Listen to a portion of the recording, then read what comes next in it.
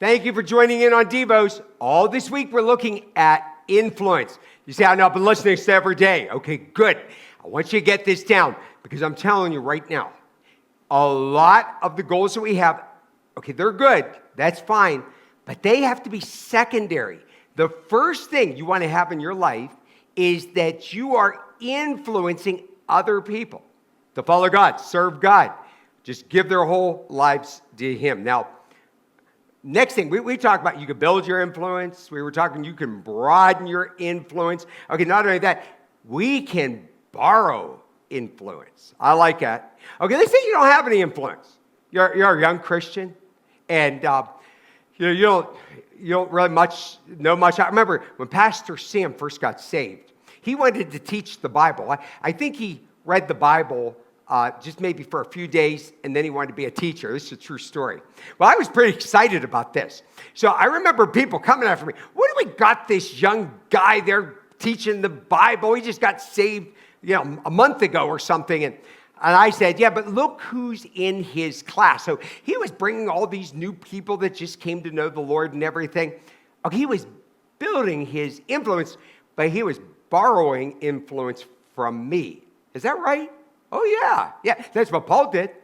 Acts chapter 9. Paul was murdering, persecuting Christians.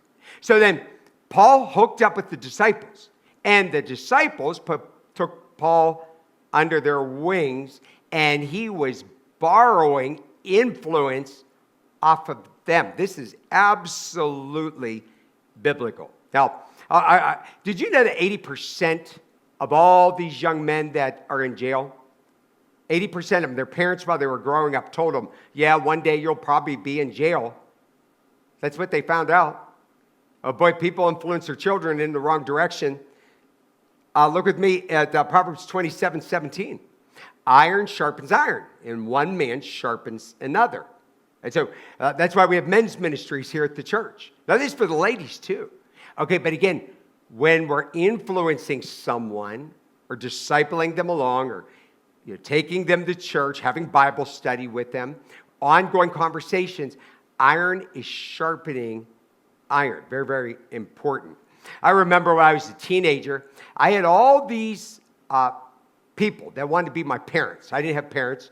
And so at the church I went to, they knew I didn't have parents. So I had these godly men, godly women, their wives, and they would come up and put their arms around me, and they'd say, Mike, we want to let you know, we know that God's going to greatly use you in the ministry. One day you're going to be a great pastor. Do you know what that did to me? It empowered me. And I remember when I was in Bible college, there were times I wanted to quit, and then I started thinking about the people that influenced me and how I didn't want to hurt them. Influencing people is really, really important. So you want to get yourself around some holy people. Okay, if you need influence, you get around some holy people. People know their Bibles. Start going to Bible class. If you want to influence somebody, then you take them to Bible class. Pray for them. Pray with them. I always say this when people are joining the church. There's no place like this place. It must be the place. Okay, listen. Being at church and in the presence of God's people is the greatest place you could be. You could be having the worst day and you come to church and there's something about the music. Pastor Jason, he does an awesome job. Him and the worship team. And then you hear the preaching of the Word of God and your heart is challenged. Now imagine if you did more of that. As I say, get yourself in Bible study and in fellowship with Christian people. Very, very important. Now, look with me here in Philippians 2:2. Complete my joy by being of the same mind. Okay, that's influence. Having the same love, being full, accord, and in one mind. Listen, the reason why we think alike is because we're influencing each other. Oh, this is powerful. I want to encourage you to do this. Now, last thing here. None of us are as strong as all of us. Because there's power when we get together. All right, one last thing I want to tell you.